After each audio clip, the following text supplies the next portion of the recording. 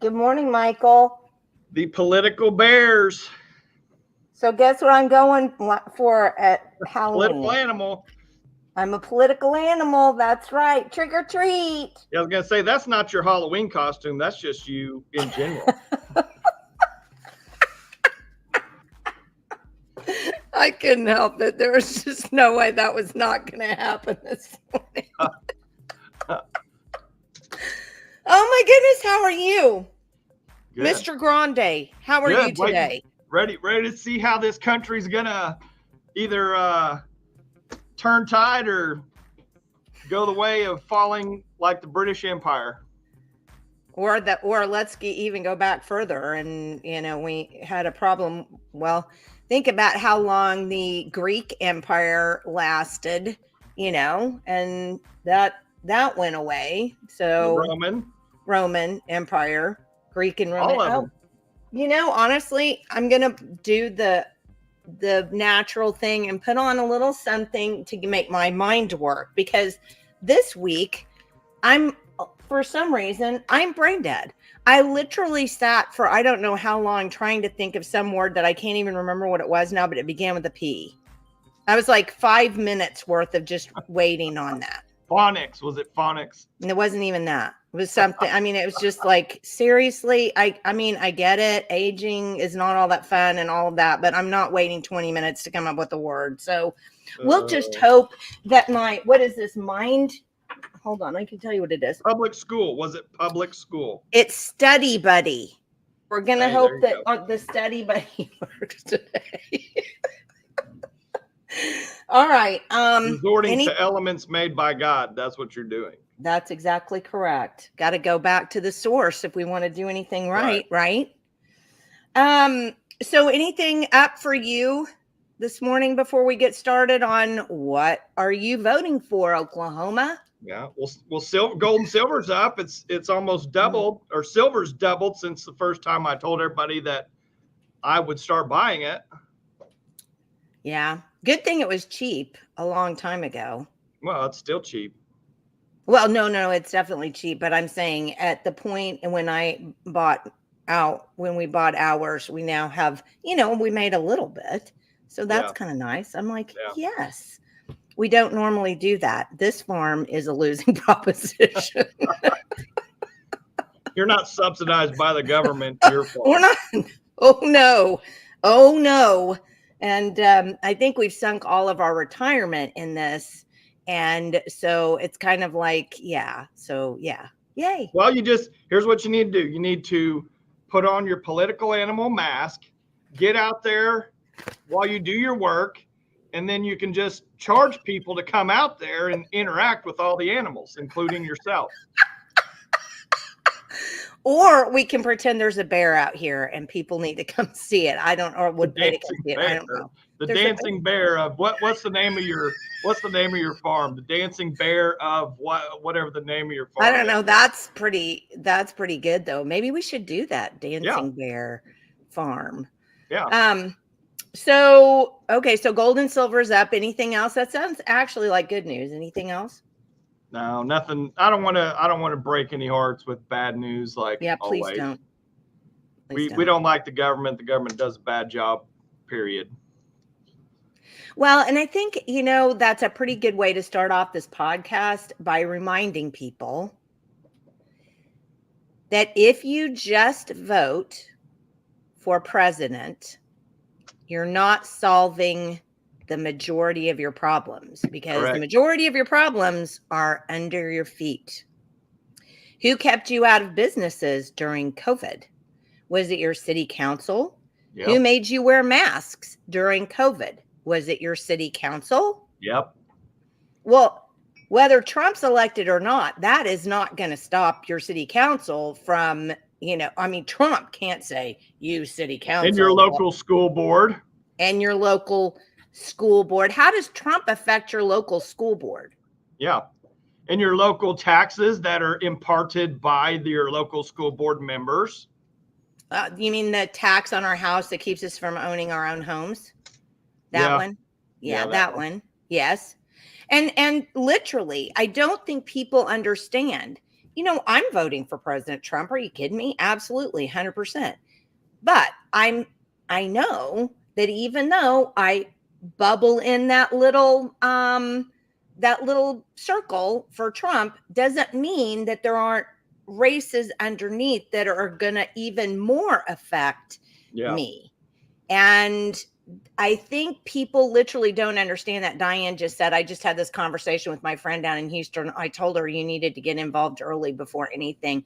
And you just, if you think that Trump is going to fix the your local schools, if you think Trump is going to somehow wave a magic wand over your city council and make them behave, if he's going to fix our governor and the policies that he has, you are wrong.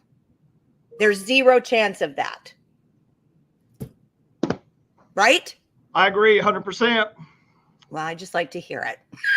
The school will sue parents in order to do whatever they want to do, and the President Trump or whoever's president has nothing to do with that issue. Yeah. And it does kind of frustrate me when people do that. I had a young guy. I'll be right back. I got to take a call real quick. Okay. All right. So I had a young guy that was on my Facebook page. He, asked me, he friended me or wanted to friend me. And he got very angry at me because I said Trump wasn't going to fix everything. And I'm not exactly sure, Diane, I meant get involved locally, but also early. I got you. I knew what you were talking about. But we had this, well, it wasn't even a conversation because he just basically got mad at me. And I think that's the problem that we have so much with what's going on right now. People have this idea in their heads of what everything should be. And then when what actually happens, or when somebody says something that isn't exactly what they had in their head, it's like they can't wrap their brain around what somebody else said. And we're going to have that problem on this show today, I guarantee you, because I'll bet you there are people who aren't going to quite agree with my sentiment on some of this voting thing. So just get ready to go at me. But here's the point. If we don't have discussions, if we sit around and preach to the choir, yeah, Michael, yeah, Jenny, we rah, 100%. Okay, that's good. And it makes us feel good, right? It makes us feel like we're not alone. Robin says my audio is slipping in and out. Is it? I don't know. It's been fine from what I've heard, but it may be. Well, who knows? It could be something. I don't know, Robin. I'm not sure. Well, hopefully it won't keep going like that. But I think the thing that frustrates me the most is if we preach to the choir, it makes us feel good, but we don't learn anything, right? Because Stephanie says it's good on YouTube. Robin, you may want to switch to YouTube. I don't know. We're not learning anything. We're just going back and forth going, yeah, rah, rah, yeah, yay. Well, how do you get anything in that conversation that you're going to learn anything from? You know what I mean? Yeah. Well, that's kind of that herd mentality. I mean, that's what I think the people in power, or the people that want to seek power, that's what they count on, is just a herd mentality. And that's how they got away with COVID. And that's how they get away with everything. Well, but I want Republicans, I want conservatives, I want conservative thinking people not to fall into the sheeple mentality.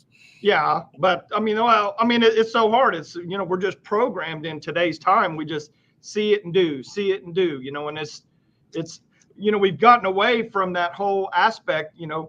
I don't have to agree with everything that the left says or does, or even the Republicans say or do, or whoever, but you can't even have a normal conversation, like a debate style conversation in today's time. Otherwise, you're hurting someone's feelings. Your hatred, you're a Nazi, you're this or that. I mean, it's been so twisted, and to me, that debate factor, that going back, I mean, that's how you solve the problem in the first place. But that going back and forth, that's the fulcrum, of democracy in one way or another. And it's just been tilted, completely to the other side, to where we're not even allowed to have those debates anymore. We're not even allowed to even ask those questions. And if you do, you're censored or whatever. And you can show proof of the censorship, Jenny, just off of what we tried to do on TikTok. So, I mean, that's not that you need to show it today, but that's just an example right there of, Little Rope Report live is being censored pretty heavily. Yeah, but here's the thing. And I want it, because I agree with you 100%. And the left, is doing that for the most part, right? Censoring you and telling you, I mean, that's just the left.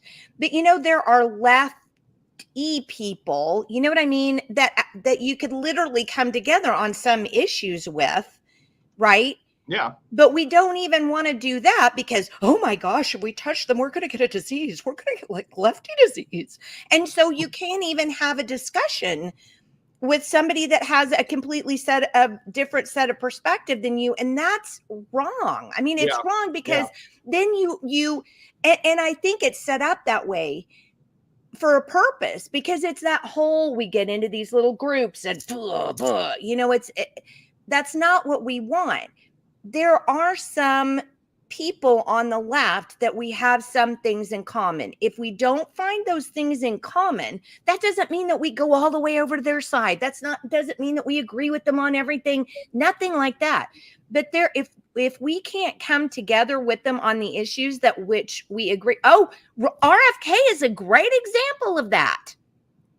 Yeah. RFK is a great example of that. Just think on this, people.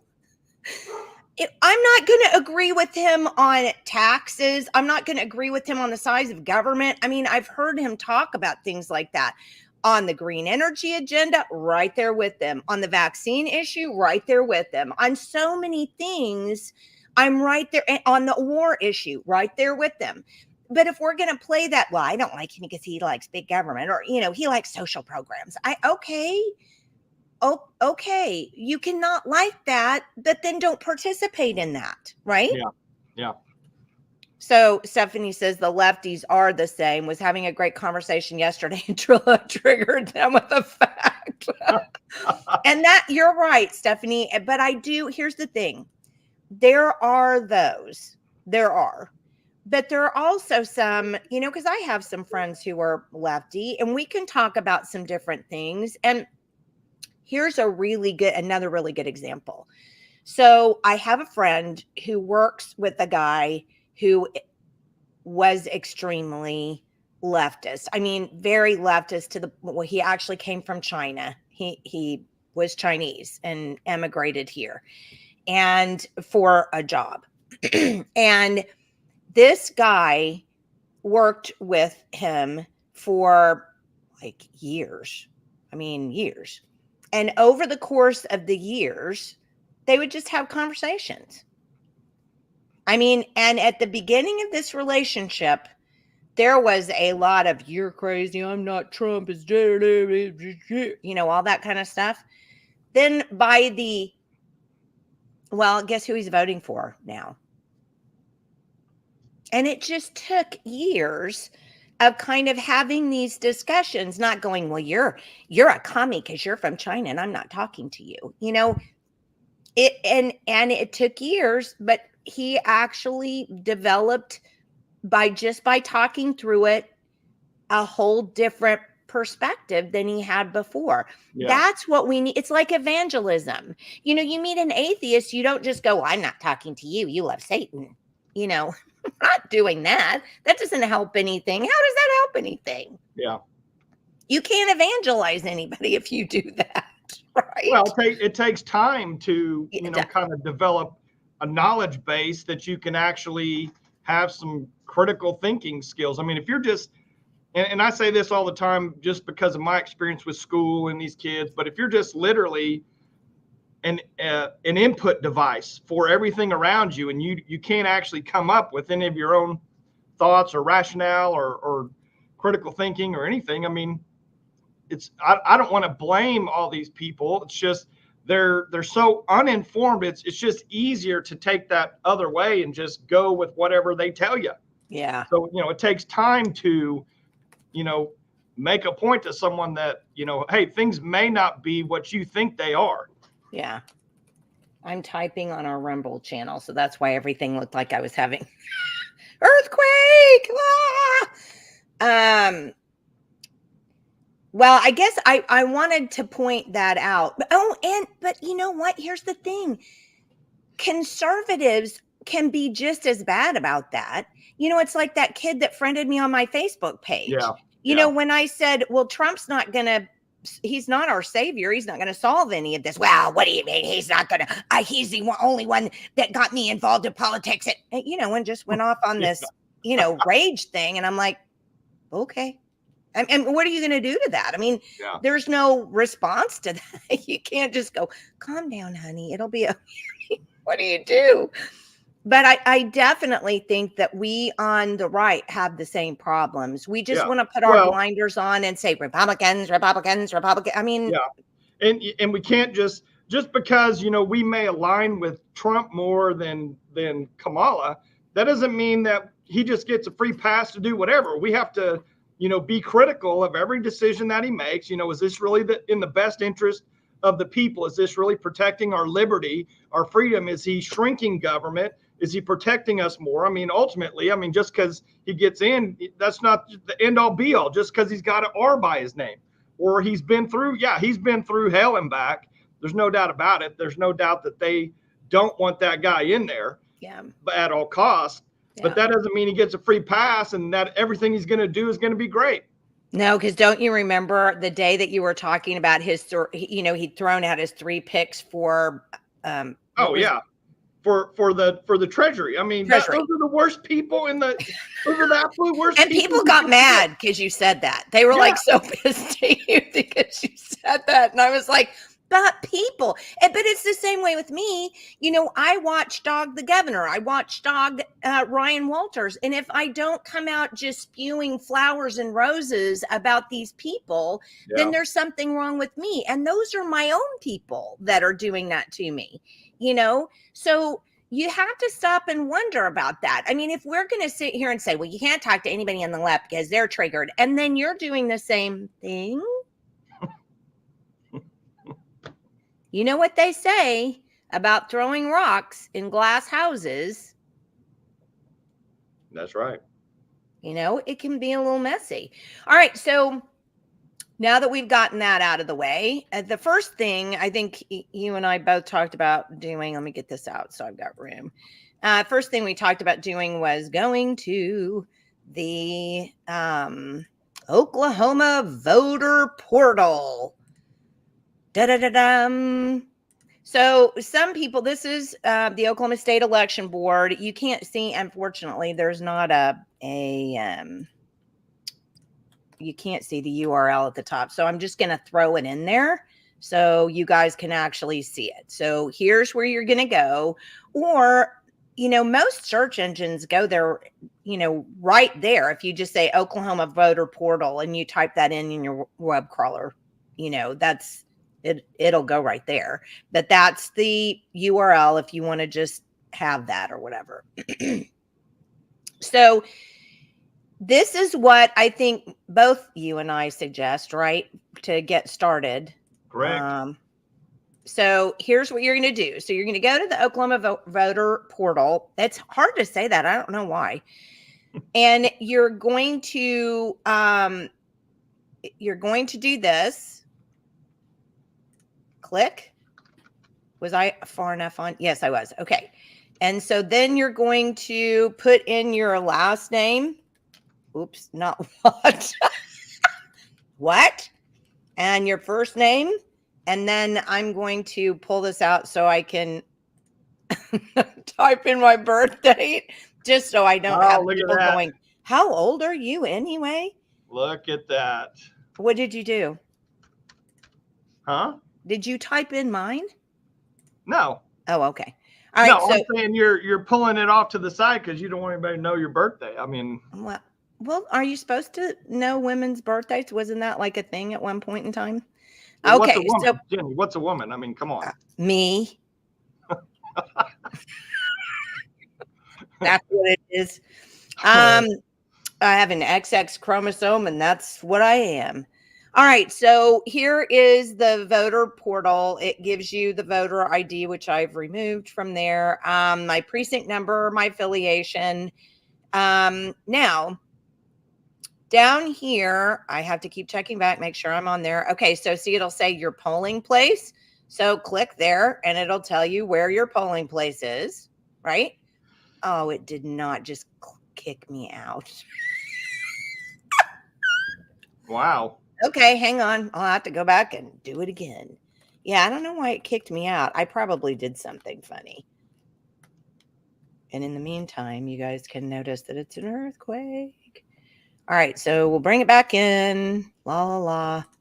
Okay, here is the one that I think is going to be the most helpful. So if you click on sample ballot, you'll notice that what comes up that it says 11.5, which is our general election, and then it will say view ballot. So this is your PDF. You can view it online. That's what HTML means. So if you view the ballot, here's what's going to come up. It says sample ballot at the top, and it shows you. You gotta switch tabs if you clicked it. Oh, thank you. Yeah. Thank you. Because when I'm not on that page, I can't see you or see what's happening. So thank you very much, Michael. Okay, can you see it now? Yeah. Okay. So it'll say sample ballot at the top, but if you download it, you can also from here, you can go in and print a copy of it. Up in the corner, you can see my little print thing. You can print a copy of it. And that was what my mom used to do. So I don't know if you've got any parents who, don't remember that grade or whatever. You may go over, download a copy. That's what I used to do with Mom. I used to download a copy of her sample ballot, and then I'd just take it over to her house and we'd sit and talk about it and mark what was on it. And then she would take it to the her polling place, and then she would use that to fill out her ballot. And that was a lot more comfortable for her because she always used to say, but honey, I'm not going to remember any of this once I get over there. Right. So if you do, well, she was honest, bless her heart. So you might consider that for elderly parents or elderly neighbors or something like that. You might do that. You might just download their sample ballot, help them fill it out, and then they can take it with them to the polling place. Here's straight party voting. We'll talk about that in a minute. I don't want to get into it just right yet. Here's presidential. Wow, there are a lot of people. I haven't looked at this yet. There are a lot of people on here that wow. And don't forget, Bobby's not running. He gave it up so we could all vote for Trump. Wow, there are a lot of people on here. That's very interesting. Okay, so there you go. Now we have state officers for Corporation Commission. There are 3 of them for United States District 5. So 5th District is up. There's that. We have county sheriff that's running. And this is Oklahoma County. Don't forget, yours is going to look different if you're not in Oklahoma County. We have justices of the Supreme Court. Those will be on everybody's ballot. All right. Do what? I'm saying X on the Supreme Court justices. Okay. Okay. And then we have Court of Criminal Appeals and Court of Civil Appeals judges that need to be voted on. And so we'll talk about those here in just a minute. That's part of this show. And then we have 2 questions, legislative, some referendums, state question 833, which we'll talk about, and state question 834, which I'm just going to tell you, Mark X, it's so easy. It just clarifies that citizens of the United States are qualified to vote in this state. It just basically says, if you're a citizen, you can vote. If you're not, you can't. So that's the ballot. Everybody, I think, knows where to go to find their ballot now and to tell what's on their ballot. Okay, so I'm going to get out of that for now. And so we'll come back here and we'll talk about, you want to go to, let's talk about straight party voting for now. Diane was laughing because and Stephanie said when you hit the back button, it throws you out. So let's talk about straight party voting for a second. What are your thoughts on that? What makes it easier if you're just gonna just completely say, yeah, I want to just vote for every Republican or Democrat or Independent that's on the ballot. So it's a convenience issue, I guess. Okay. Stephanie says no. Is that what you're saying? I guess that's what Stephanie's saying. No. Well, I mean, I think it's almost tricky because a lot of people I talk to, they just, it's just as easy for them. They just literally just go in and do straight party constantly. And I'm like, I was like, don't you just look at, one, or I said, what if there's a bad sheriff, or what if there's a bad, congressman, or, someone on there, and they're like, they're just like, I just vote Republican every time. Stephanie is a heretic like me, apparently. Yeah. Stephanie, we're going to have to start the Republican Heretic Club together. I mean, the only time that I would do it is if I'm voting for if every person that I'm voting for would line up in the party, that's the only time I would ever do that.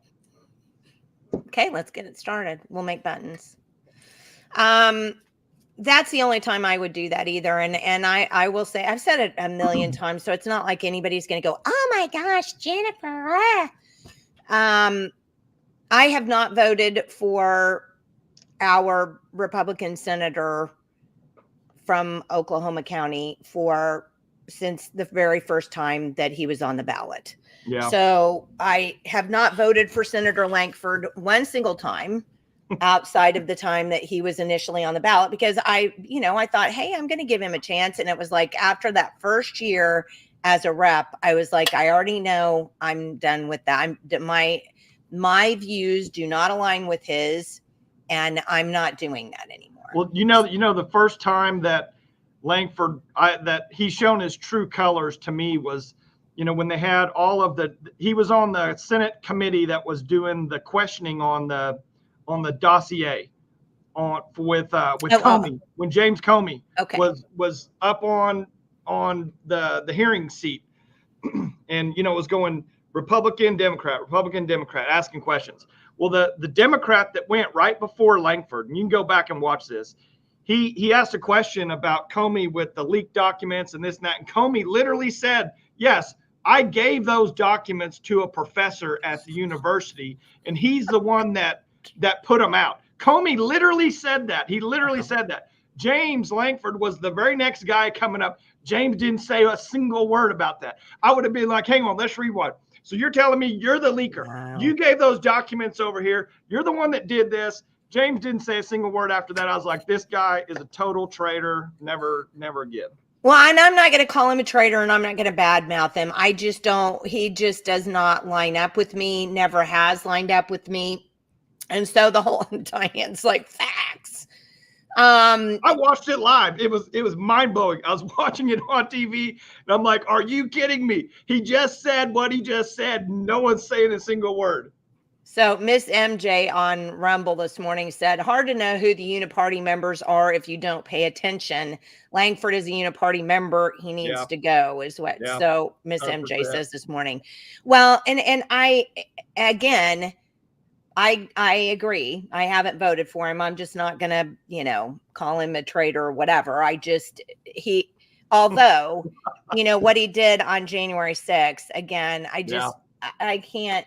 I mean, that if there ever was a nail in the coffin, it was that one, and I just can't go back. That's just not. I can't do that. I agree. So that's why I will never check the box for all Republicans. It's not because I'm going to vote for a Democrat. I mean, it's just not, because it's not going to happen. Because at this point in time, I mean, if RFK were running as a Democrat, I don't think I could even vote for RFK as a Democrat, because it's not RFK that's the problem. It's the whole party is full of Marxists and communists and people who want giant government and us to be little tiny cogs and machines that have no individual liberty. And I simply am not down with that. And I would never do that. So it's not like I'm not voting straight party because I'm suddenly going to vote for a Democrat. It's just simply because I'm not going to vote for people that don't align with my beliefs. And if I have no choice between the Republican that I've been given, which is essentially what happens, and actually a Democrat, I'm not going to vote for either one of them. I'll just go screw it and not vote. MJ said January 6th and the disaster of a border bill. So I agree with her too. Oh yeah, the border bill. And Stephanie said, so do you skip the race? I do. I vote in all of the other issues on that ballot. I just will not vote in that race. I just put nothing down. I darken no ovals. I just move on with my day. I skip it and move on. So, I just, and people say to me, oh my gosh, well, Jennifer, that means that that Democrat could win. Oh, well, okay. Well, then that happens. And my argument to the reason that it would be okay that happened is exactly the same discussion you and I were having when we started this podcast at the beginning. Okay, I am not the person who thinks that having all Republicans in every seat is a good thing. Yeah.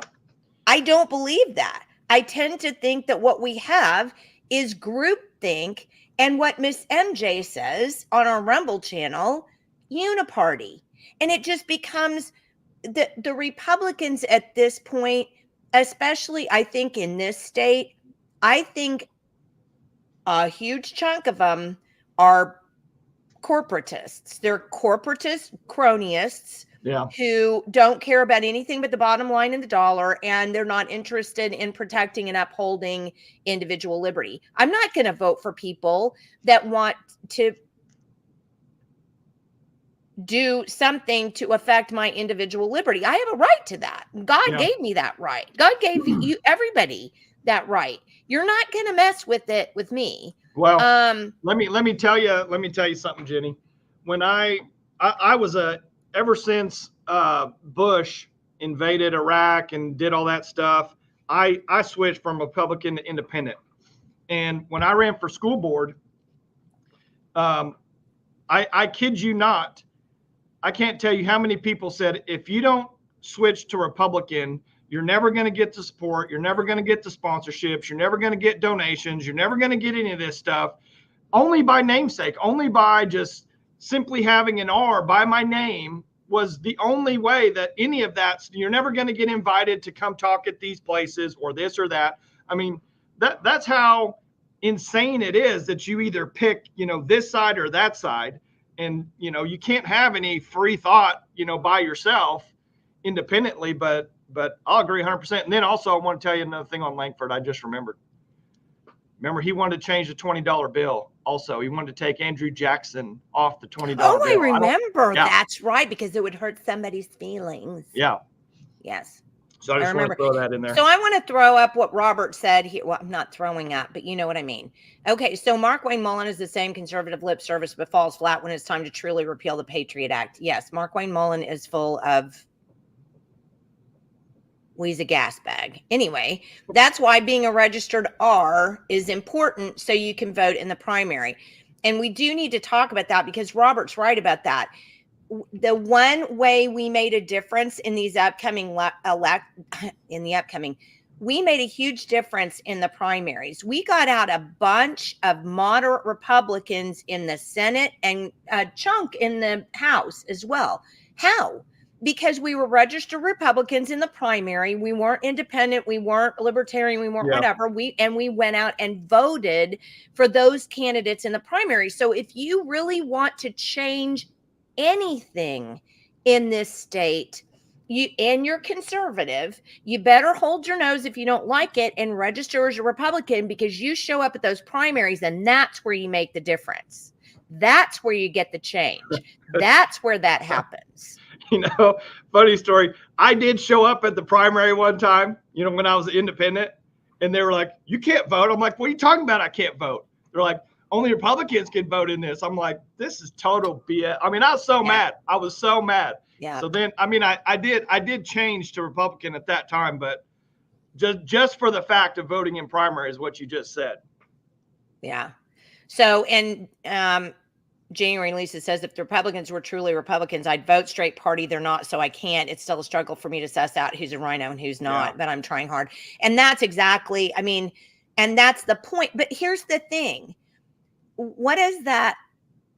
They always attribute it to Einstein. I don't know that that's the case, because I tried to track it down one time. Something about if you keep doing the same thing every time, you get the same outcome or whatever.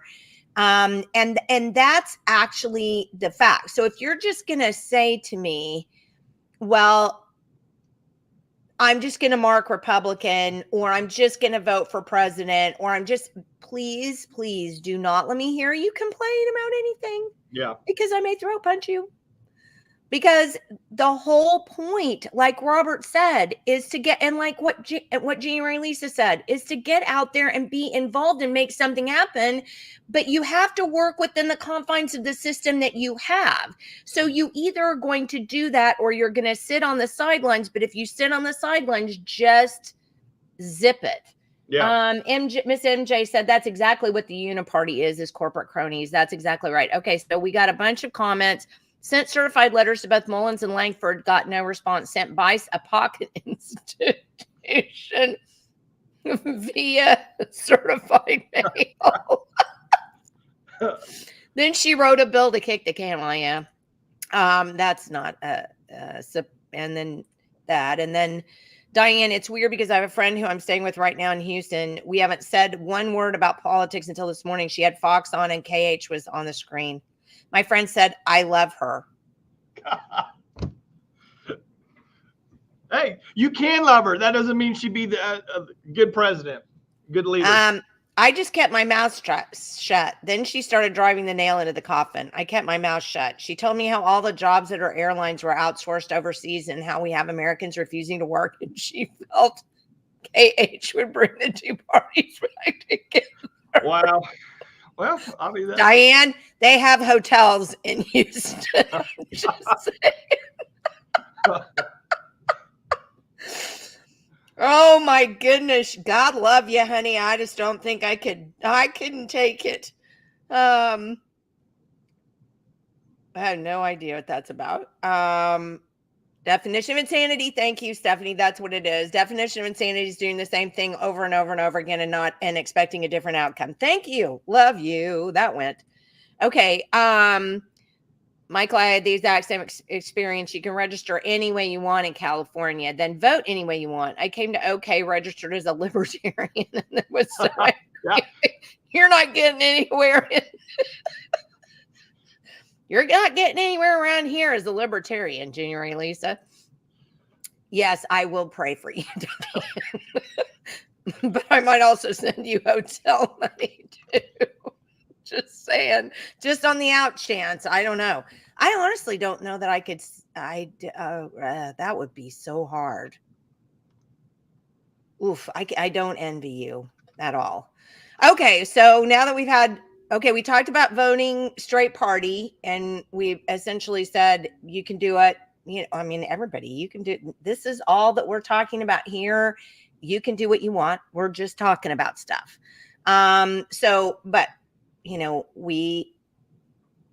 if we don't like somebody, we're not going to vote. Just be straight ticket Republican. And if a Democrat gets elected, then maybe God wanted that to happen. I don't know. But I think the point of the matter is if we keep voting for crappy people who don't uphold our liberties in the Constitution, then we're going to keep getting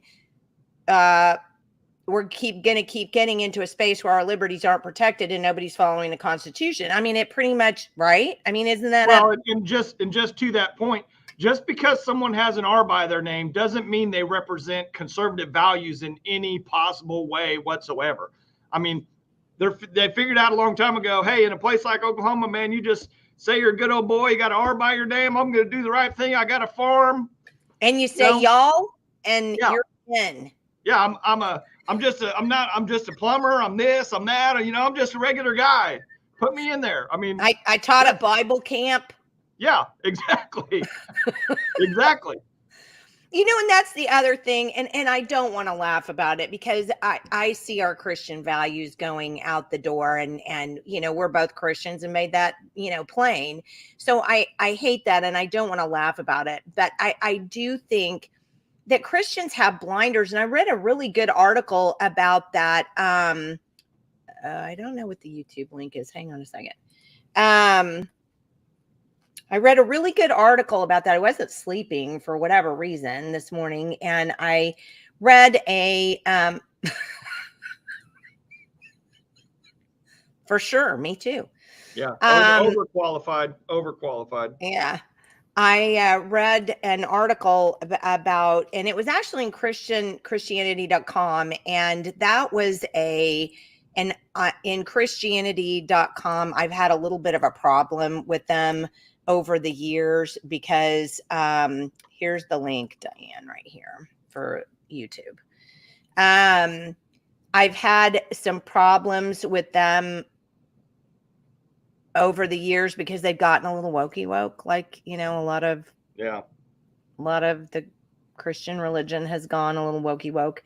So I've had some problems with them. And Miss MJ says, I only want citizens first candidates, and that's a rare breed. Yeah, it is. It's hard anymore to get people who are in office, because I've told that story before about when I sat down with a representative or a Republican representative's office, and I was talking to him about the Common Core bill.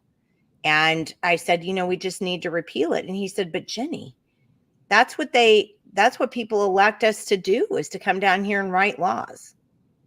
Yeah. Not protect our liberty and freedom, just write more laws. But see, that's the problem.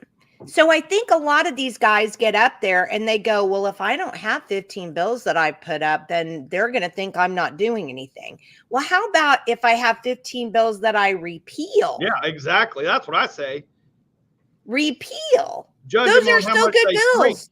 They're better bills than adding to the stack that's already this high of laws that nobody can even know because there are too many of them and they don't follow. Yeah.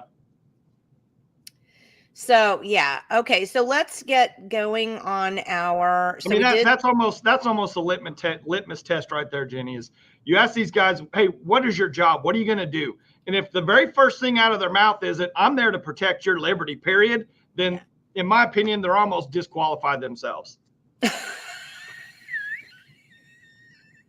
I agree. I mean, because that's exactly what it is. And they just don't understand that. And it's just so sad. Okay, so let's look, now that we've looked at the ballot and you know how to find your sample ballot and you know where to get it, let's go ahead and let's talk about this. So I'm going to bring up the first voter guide that we have for the day. We're going to just go through several voter guides that are put together by different people. And I'm not exactly sure where this voter guide came from. I think it might be Oklahoma Grassroots. Yeah, it looks like it. But I'm not sure. But here's what their voter guide, and it's really nice. So it's called, and here's their URL. I'm going to put this up so that you can go to it and find it yourself, because remember, you can't see it on the screen. So I'll pull it up so everybody can see it. Okay, here's where you want to go. Just type in voter guide or voter guide okay, and it will pull up. All right.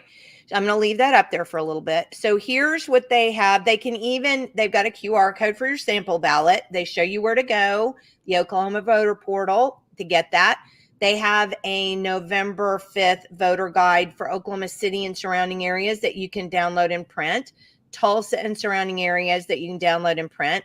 All judges, Supreme Court, civil appeals, criminal appeals, you can download and print. And a November 5th voter guide from awakeoklahoma.com Inc. I'm not really sure what that is. Do you know? No, I never heard of them. I haven't either.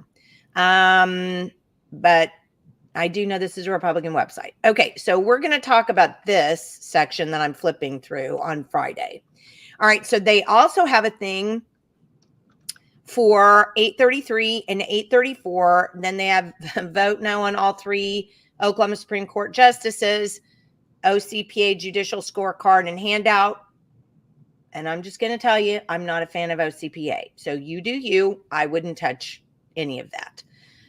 2 constitutional amendments, the SQ 833 and SQ 834. 2 constitutional amendments with the OK Supreme Court judge ballot. So they've got all of these things and they've uploaded them. And all you have to do is click them and print. So this is a pretty cool little website. So I would suggest, if you don't know what to do about some things, like so many people don't know about Supreme Court or civil court justice, what? Look at Lisa's comment. Oh, did they not spell November right? Did they? Oops. Okay, whoever did this is probably watching, so you should probably fix that. Fix that. Thanks for pointing that out, Lisa. Yes, I do have kind of the same problem. I've noticed that if I read something and the spelling's bad, I'm like, I don't know. But I can vouch for this. So this is, say no to on SQ 833, say no to more bureaucracy, more taxes. Yes, on SQ 834 clarifies that only U.S. citizens can vote. So that's good. SQ stands for state question. I mean, this is pretty helpful. And this is a really nice little meme. So if you want to go there and then put this on your, like a Facebook page or your, whatever you use for your socials. Okay, SQ vote no.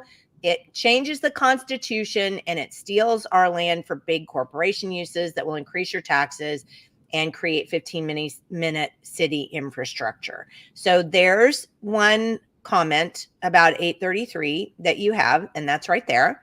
And then goes back, and that's pretty much it, I think. And then they talk a little bit about election irregularities, and we're going to talk about all of that. That's our show for Friday. And then if you go down November 5th election, there's another one that you can print out. This is OCPA actions thing, which I'm not going to give them FaceTime for. Emergency issues. Oklahoma added to the list of states with irregularities in Board of Election voter registration databases. What is regionalism? Ooh, that's kind of interesting. I'm pretty sure I know who did this then, because I know this is one of her deals, regionalism. So you could even go there and look on that. We're not going to get into that today because that's a lot. But still in all, don't you think that's a super handy site? Yeah, that seems to be. I just think this is super handy. It's like a one-stop shop with all the stuff in it that you need to have to vote. So whoever did this, I'm giving them the round of applause. Yeah. Well, I like the fact that they have everything, all those in PDFs, and you can just click it and print it. Because, I think a lot of times when you're doing research and stuff, if you're just always looking at a screen, you just zone out. Where you had an actual piece of paper, your memory's better. Things are, just make more sense. Right. I completely agree. So this is one that I think is super helpful. So I will pull up the next thing. Okay. This is the next thing that I'm going to go to. This is the Daily Oklahoma. I know. But I'm just saying, okay, Lisa, they are killing homeschool moms, I'm sure. So the spelling, ladies, I'd get on that spelling. Okay, so this is the Oklahoman, and voters will fill 32 seats in the Oklahoma House this election. meet the candidates. And if you just want to know something about the candidate, because don't forget, we not only have Supreme Court justices, Civil Court of Appeals justices, and the other one that I can't think of right off we have 3 types of judges that are up for retention, but we also have plenty of candidates that are on the board for general election. So if you want to just go through and look at who these are, I don't think it's a bad thing to do. And I will say, even though this publication is quite lefty, I read through this and I didn't find anything that I really thought propaganda-ish, or it was just pretty straightforward. Here's, who this is. Republican incumbent Del Curbs is running against Carrie Keck, a Democrat, a political newcomer who spent 23 years in the Army and describes herself as a veteran, not a politician. So there you go. There's always the tell. She says her priorities include promoting educational opportunities. So even though I'm not a fan of Del Curbs, sorry, I would not vote for Carrie Keck. So there you go. So if you want to go through there and look, and I thought that was a beautiful picture, by the way.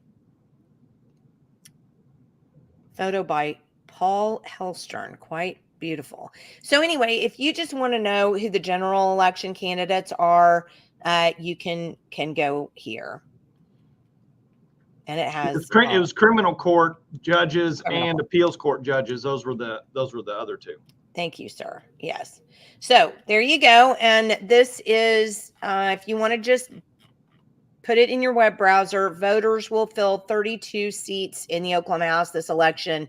Meet the candidates. I just found it by typing in who am I voting for or something. It's what I did. So you can find this. It's not hard. Okay, then the next tab, let's share this tab. And the next tab is a person in the Tulsa area who I've known. Wow, Michael and I've known each other a long time. Yeah, way back to the Common Core days. And he's got this, he has a blog called Bates Line, Tulsa Straight Ahead. And the one great thing about Michael, because we're having an argument about giving public tax dollars to private school, we're still having an argument about that. But we're still friends, I know, believe it or not. And he does and has done a super, super job on judicial retention ballots. Every single general election, this dude just gets out, beats the pavement, finds this stuff out about these judges. So let's go through his, because he is a conservative. He's not a rhino. He's a conservative. I've known him a long time. So let's see what he says. Can you make that text bigger on there? Sure. Hold on one second. Thank you. Yeah, absolutely. Is this better? Yeah, there you go. Do we need to get it even bigger? Yeah, maybe that's good. Now, is this good? Yeah, we can read it now. Okay, good. Thank you. All right, so 12 judicial retention questions, 2 separate appeal systems. The 3 justices on this year's retention ballot, Noma Gurich, Yvonne Cogger, and James Edmondson.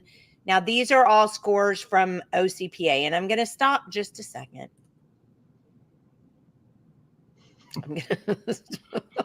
The following message is for your friends at OCPA by Jenny White.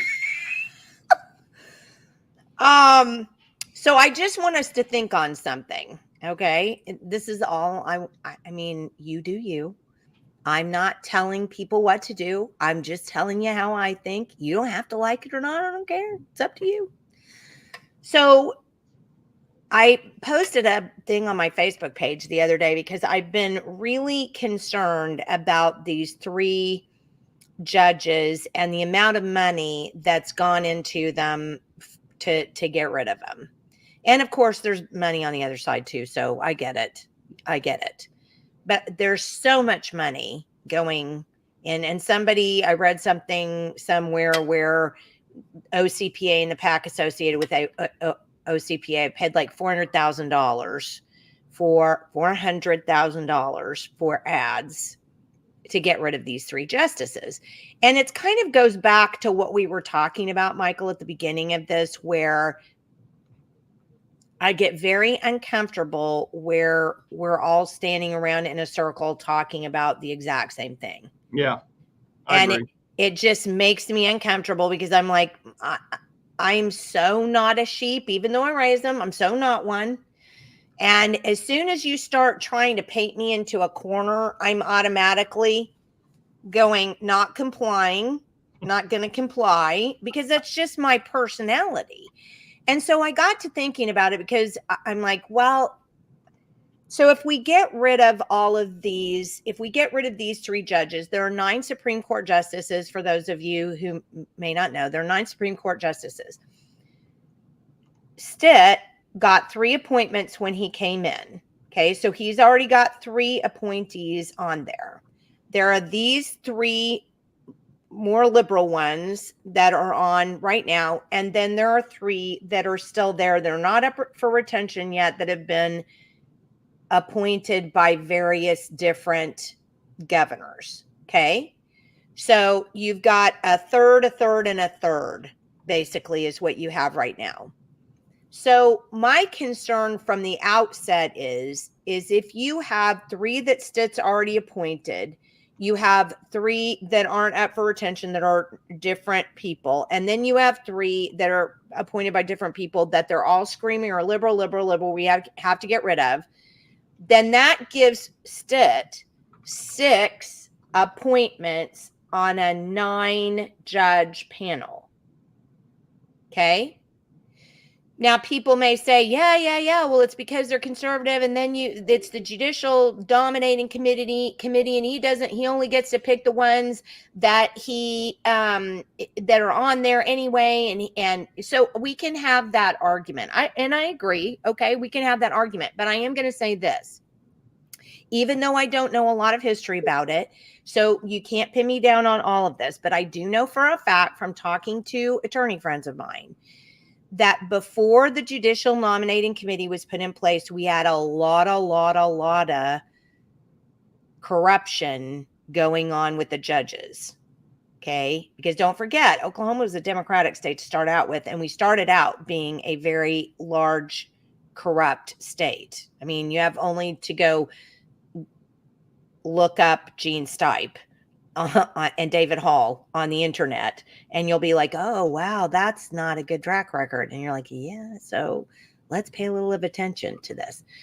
So here's my thing. So we get rid of all 3, right, of those liberal justices. And now Stitt has 6 appointments on the 9-person board. That would be okay, except for the fact that Stitt has gutted every board. Everybody that I know of who is on a board in the state of Oklahoma has said, anytime somebody comes up, he will never keep that person. He immediately boots the person, doesn't worry about what they've done, doesn't look at their history, nothing like that. Immediately boots them and puts on somebody that he wants. And all you have to do is go back. Remember, we had the talk about healthcare and Sooner Select, remember?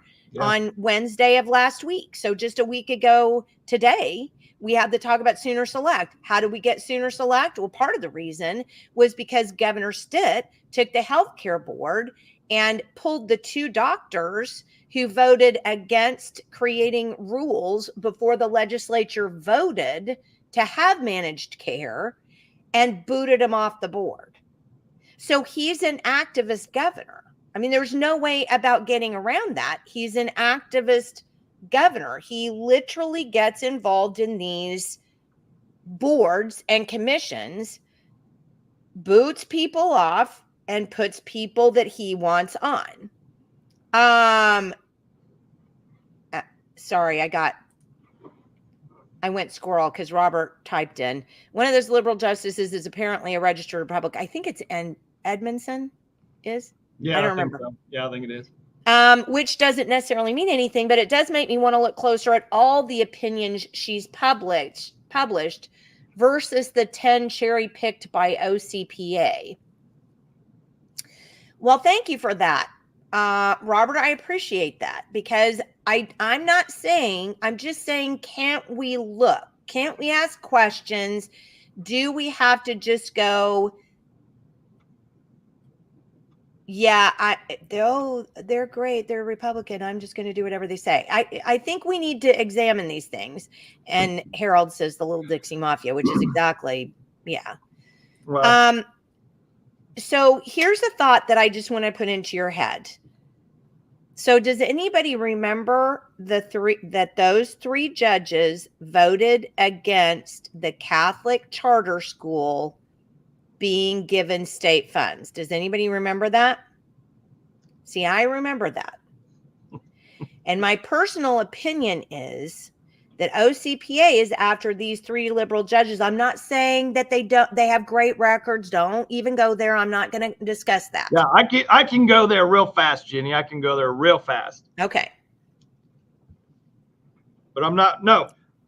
I mean, do you want me to go there? Well, if you want to, I'm not going to shut you down. All right, just a second. Oh, okay. You're pulling something up? This will be fast, just okay, for the sake of being fast. Okay.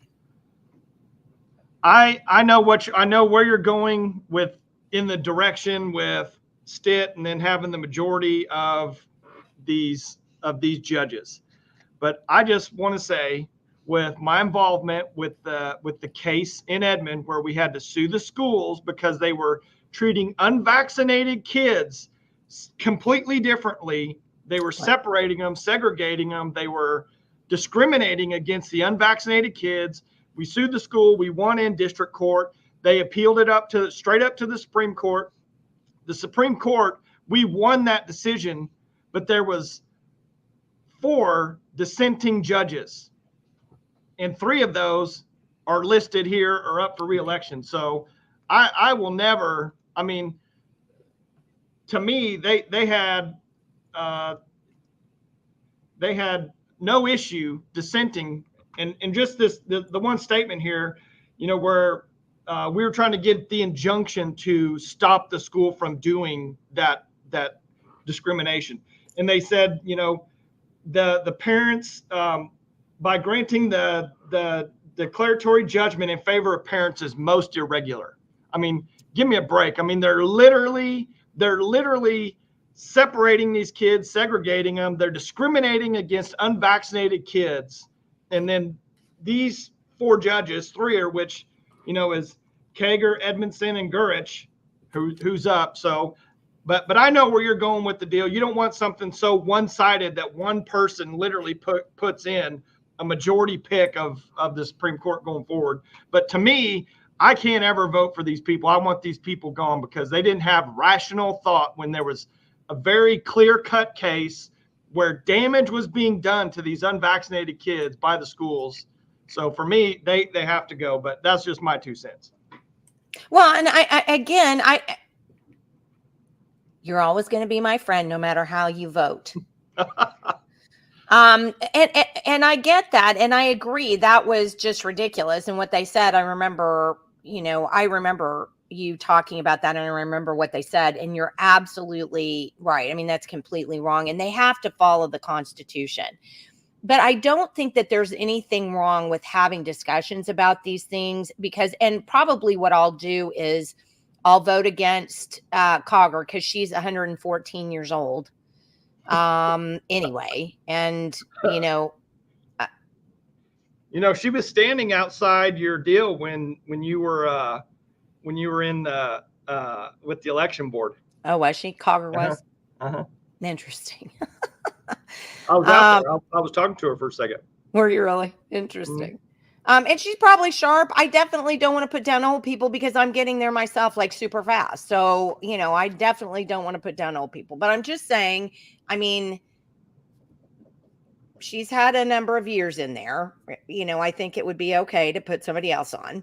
And I'll probably vote against Edmondson, frankly. And I may just keep Gurich because I know I have a friend who is a personal friend of hers, and just some conversations that we've had, make me comfortable with that. But that's just me. I don't want to do something because dark money tells me to do it, or the OCPA tells me to do it, or whatever. I can't comply. So, because I'm going to stop and think about these things and try to make them make sense to me. And I don't want a packed judiciary. I don't think that's necessarily going to help anything either. Do I want them to follow the Constitution? Absolutely. That's what a judge is supposed to do. But there you go. Also, too, if you want more information, I probably need to let me throw this back in here. Don't forget, Carmen Greider has her website too. And she talks about, she also has this on her website. So if you want to go to Carmen Greider, KarmenGrider.com, then you can, she's got just a little bit about the justice here. And then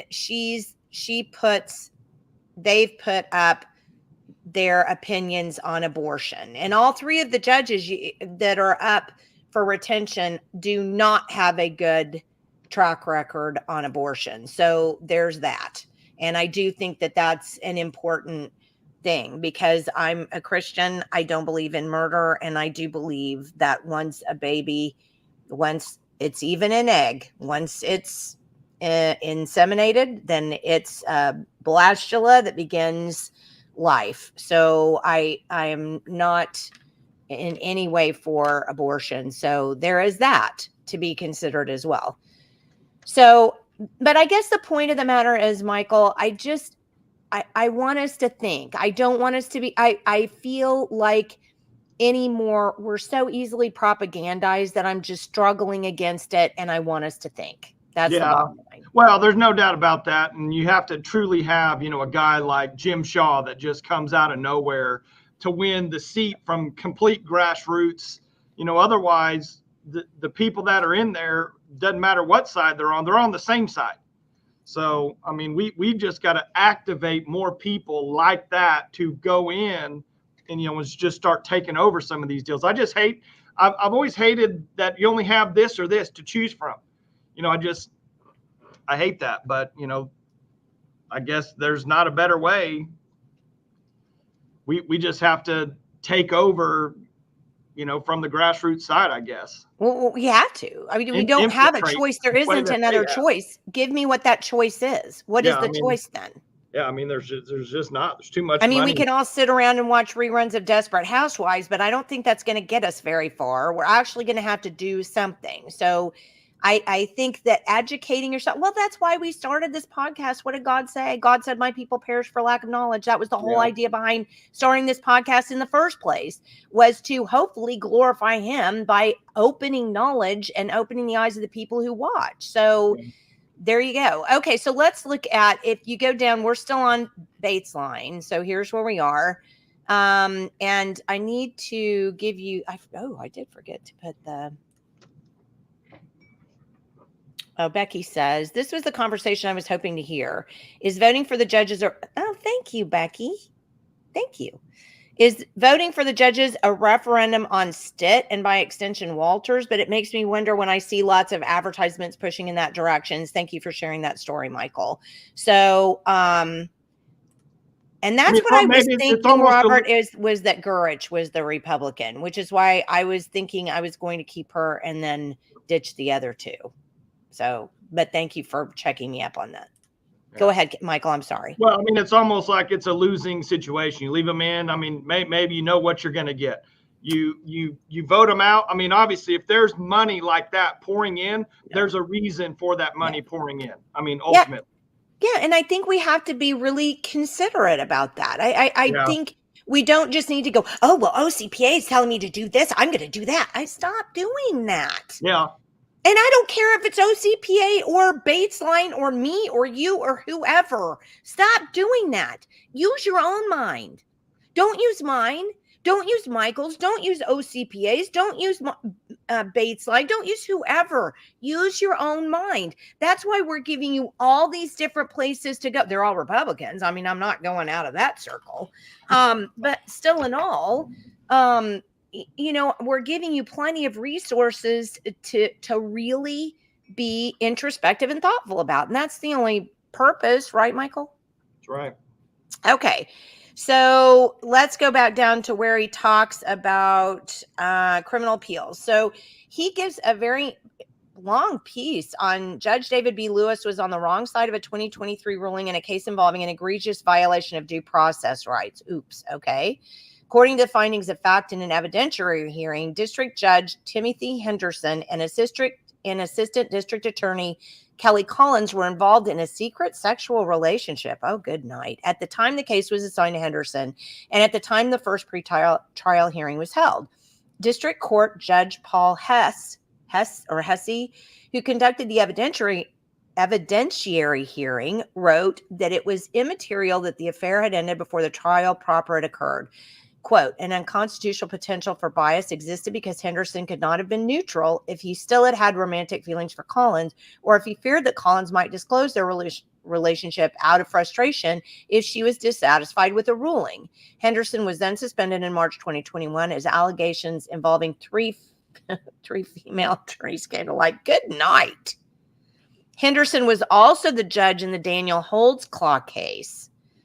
Wow. Was accused of the same sort of abuse of power for sexual favors that drove Henderson from office. So that's very interesting information. So mark that down. And then he continues to go on. So what he says, here's what Michael Bates thinks. No on all of the Supreme Court justices. On the Court of Criminal Appeals, he votes yes for Musselman, yes for Rowland, no for Lewis. And then he doesn't put in anything for the last three. So that was interesting. He said Judges Rowland and Bell no longer appear to be in the public voter database, presumably having sought protection under one of the voter privacy programs. Well, that's interesting. Ew, that would automatically make me not vote for you because I would be like, what do you not want me to see? Voter privacy programs. Do you know what that's about? No. Well, I can show you because he gives a link. So individuals who qualify for restricted records status, judiciary district attorneys, assistant district attorneys, uniformed service members, law enforcement personnel, and immediate family of law. So basically, they will have their voter registration removed from the county election board central voter file, the state and county election board's voter registration management system, the publicly available voter information request system, materials used to request and cast absentee ballots. So I didn't even know you had this. Did you know we had a voter privacy program? No. I think that's quite interesting. Good thing you clicked on that link. And thank you so much for that, Michael Bates, because that is very, very helpful. Thank you for that link. So to me, I would vote no for all of those, because if you're a judge and you can't stand up to public scrutiny, you're out in my book. Yeah. You know what I mean? Yeah. I mean, I understand that bad things can happen to people, but I just don't think that's okay. If you don't want to be in the public limelight because you have a fear of something there, don't be in the public limelight. But if you're going to get your name redacted from a voter database so we can't tell if you're a Republican or a Democrat, I say no on that. That's just my thought. Okay, so Miss MJ says, we absolutely appreciate the help finding answers. Oh, thank you, Miss MJ. Thank you both for all the great sites to make our choices easier to make. Well, you are a blessing. Thank you, Miss MJ. So we're getting there. Okay, so this is Bates' line, and I forgot to put down his, and I want to put down this, so give me 1 second. All right, so here is your that's your link to what I'm just showing you right now on screen. The Bates line, Michael Bates's blog. So there you go. You have that one. You can find it right here.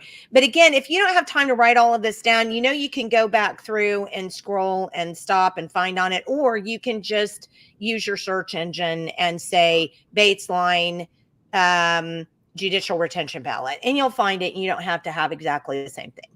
Okay, so that is Bates line. So let's go to the next one, which is January Lisa. This is the OKHPR website. So they give you the when you can vote. They tell you that the polls are open on 7 a.m. to 7 p.m. on the 5th. Okay, so here is and this is okhpr.com 2024 general election PAC survey results is what it says. So I'm going to put that down so you can get this one if you would like this one. We're all about the critical thinking over here, aren't we, Michael? Correct. If you can't think for yourself, then maybe you shouldn't have a brain. I don't know. Just saying. Just maybe. Maybe I'll borrow it because I'm needing another one, I think, apparently. All right, there you go. So this is, they give all of the, sorry, the dogs are angry about something that's outside. So they have endorsed these people that are in green. These are the Oklahoma State Senate candidates. Remember, we talked about that when I pulled up the Daily Oklahoman 32 races piece. Yeah.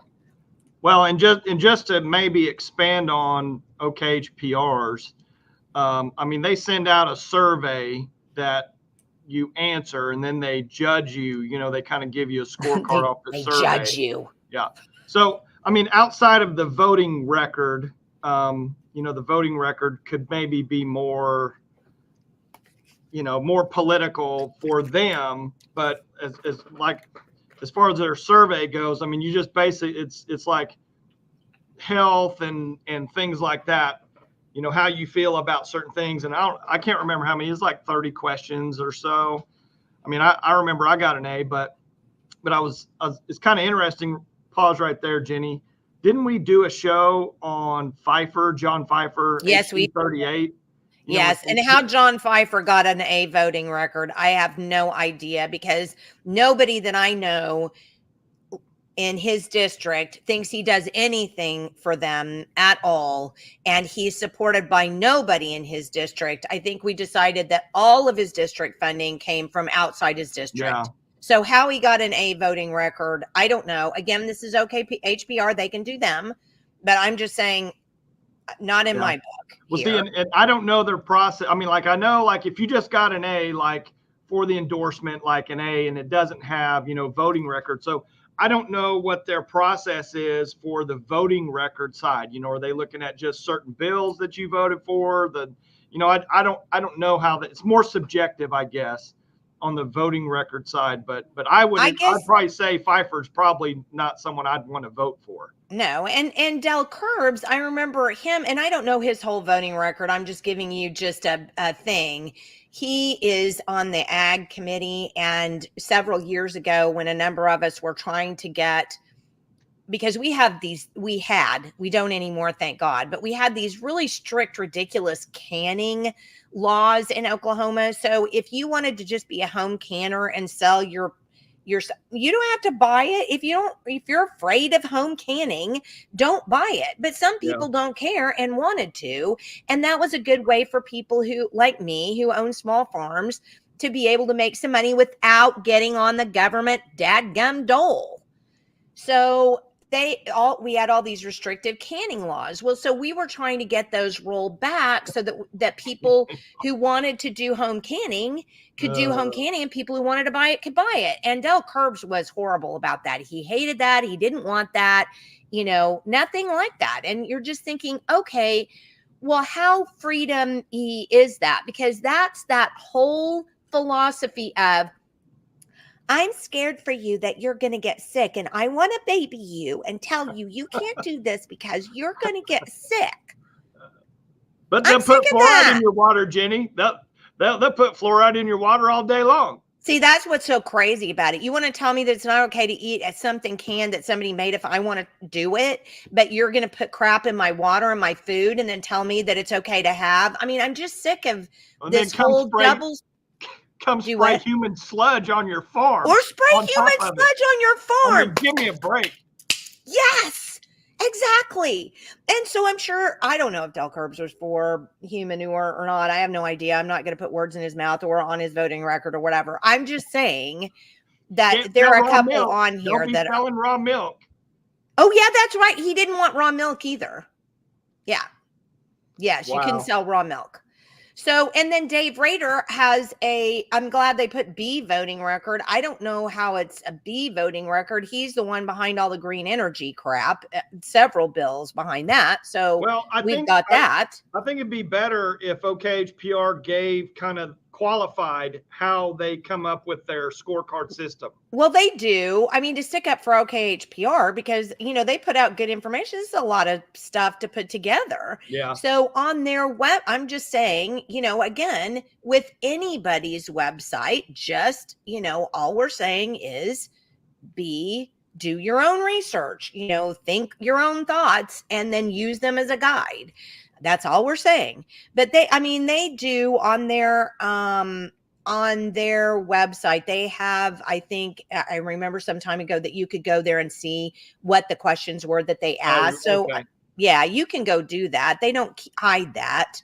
So no, you can do that.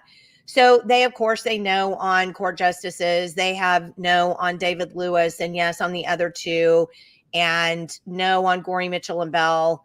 I don't know if it's the same reason I had. I don't know. Yes on Downing, Huber, and Prince. No on 833. Yes on 834. And of course, we would vote for Josh Burkeen every day of the week if I could.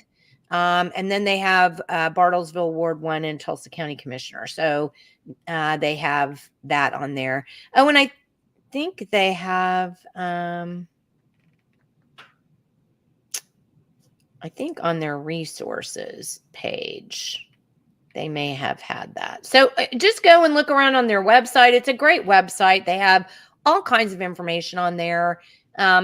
Please use them to, help you make your decisions. Well, and I'll plug them. Their early COVID toolkit was phenomenal. Yes, absolutely. They were hands down the best, the earliest, had the most comprehensive COVID, all the different remedies, all the different doctors. Better. I mean, hands down, they were the best.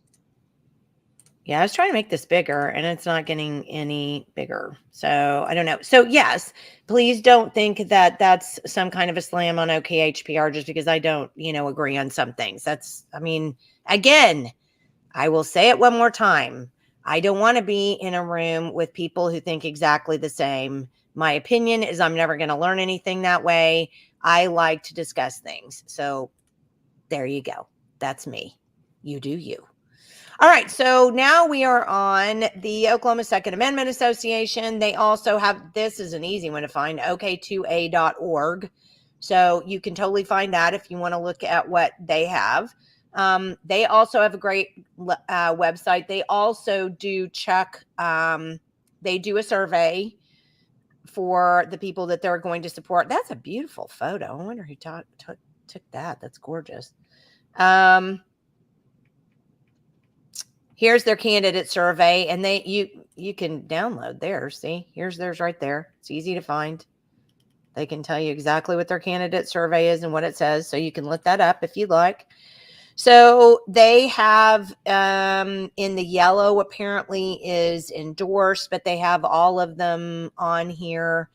And I know that they and OKHPR work pretty closely together. So I would imagine they're probably pretty similar, if not the same on here. But actually, no, yes on Musselman Rowland, no on David Lewis, Yeah, it's pretty much the same thing. So there you go. But you can still look at OK2A because it has that. And then I'll switch over here one more time to just close out. This is Carmen Greider's website. If you want to go here, carmengreider.com, and you can look at the state judges because that's what she's got on. I don't think she just has the justices. She does not have Court of Civil Appeals or anything right now, but I don't think. Hold on. Wait. Let's see. Coming soon. Okay. All right. So there we go. That's what we have for today. I hope we did an hour and 25 on voting. That's pretty good. And thank you guys for staying with us for an hour and 25. So I do hope, again, I would suggest going out, getting your sample ballot, marking it before you go, just taking it with you, doing that for your, any elderly, family or friends that are afraid that they're not going to, quite know what to do. So there you go. Anybody got anything before we jump off of here today? Because I don't think we have anything else. Do you, Michael? No. I'm sure we can argue about something else. But yeah, we could. You want to argue about something? Just for the fun of it? I don't know. Hey, I will bring this up. This might put a little chink in your armor, Jenny. Oh, let's talk about it. Former President Trump. He did at one of the very last speeches, he did, when he said he wants to get rid of the Department of Education, which I agree 100%. Yeah. That needs to go. All those agencies need to go in one way or another. But he also said he wants universal parent choice. Yeah. Kind of across the board. Yeah. And, there's two sides to that argument. And, I can see both sides. I mean, yes, you as a parent, you should be able to let your kid go over, wherever you want. If they're already, like, from a lot of my friends, they're like, hey, that money's already getting paid, allocated to my child. If they went to public school, I should be able to say, I want that money, to follow my child wherever I decide, and that's kind of, how a lot of people feel. But then on the other side, if you're giving public money to private schools, are they going to be able to maintain their integrity with that money coming in there? But anyway, Trump was, he's pretty big proponent of that. Yeah. And I'm not super happy about that, but I mean, does it disqualify him from all of the other great things that he did when he was in? Because he has a record. Yeah. I mean, just like Kamala, whatever, she has a record. They both have records. And there's just if you're a conservative, Miss MJ says, I'm excited about cleaning up our food system. I do love the fact that he's got Bobby Kennedy out there. And I do think if he put, I don't like that about Trump. We're not going to like everything. I just brought that up because you said you may want to argue about something. So I just knew that would be a little checkbox to check Jenny, to check Jenny off for an argument. But I agree 100%. In my opinion, they need to massively hammer all these pharmaceutical companies, these big ag companies, the whole food industry. I mean, they have, and we've talked about it before, we have the most advanced technology ever on this planet, but yet we're the sickest, we're hands down the sickest population probably ever in the United States. So Becky says she missed bits. Well, I missed a letter. What are we talking about? Yeah, I don't know what letter. Yeah, Ryan so share out. Becky. Share. We'll visit a little bit while you're typing because I have no idea. Maybe she can just text you that letter or whatever. You can put it up. Yeah, or put it in. Actually, put it in the chats, and then I can pull it up. She has not texted me, so I'm assuming. So Becky, put up the link to it if you have one, and then we'll put it up so we can all look at it together. But that's actually, it's funny that she brought that up because when you were talking about School choice. I hate to even use that because it's not school. I'm for school choice to put your kid anywhere you want, but let's be personally responsible, and if you want to put your kid someplace else, then it's with that money. Then what you need to do is you need to go up and lobby your legislature to quit giving your schools more and more money to do worse and worse. Yeah. And you can't just say, because over 50% of our budget goes to public education. And for you to say, well, I'm just going to take my money and take my kid and get out of it, but you're going to leave the rest of our money. So now now we have all this money going in so many directions. And if you just realize, we had a grand jury that came out that found the exact same thing as our SAI, Cindy Bird, did, about how poorly and wrongly and fraudulently our governor and Ryan Walters spent the money that we got for our COVID, for public education, the gear funds. So I don't think that giving the government responsibility for another, especially this one, which has already shown that it can't do the right thing. We had that happen with the tourism department. It's not like it's just education. This government can't seem to appropriately handle taxpayer dollars. Why would we just say, oh, I'm all fine with you stealing all of these tax dollars from me, and then also not doing anything about the system to fix the problem in the first place? So basically, in my perspective, it's just, well, I'm going to get what I want, and the rest of you do you. I'm not for that. Outside of you, Jenny, look at how one-sided this whole deal is. I mean, look at the attack on Ryan compared to Joy. I mean, Joy was an absolute disaster. Joy was 10 times worse than Ryan ever was or will be. But you never heard anything on Joy. There was never any, outside of you, there was never any hardcore. I was gonna say, let's be careful. Yeah, there's never any hardcore, witch trial all day long on Joy ever. And they still, people. And then she ran for governor, and that was the greatest thing. Also, I mean, it's so one-sided. I mean, I hate that fact that, if you're a Republican, you can't get away with it. If you're a Democrat here, you can. I hate that. Is there a place we can find this? Because so Becky sent me the letter, but the problem is nobody's going to be able to read it because it is itty bitty tiny, and I cannot seem to upload it.